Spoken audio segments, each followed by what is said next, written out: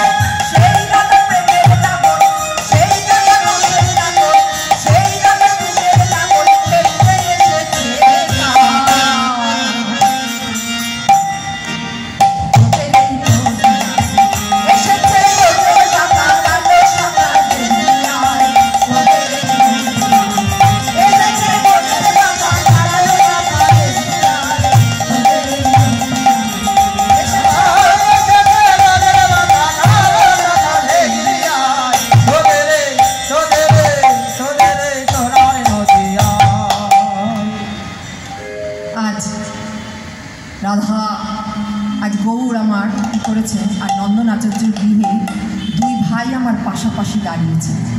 তা আমি এবার মিলন দেব, রাত্রিও হয়েছে, এবার মিলন দিয়ে এবার নিতাই গৌর দুইজন আজকে নন্দন আচার্যের গৃহে আজকে দাঁড়িয়েছে। আজি দাঁড়ালো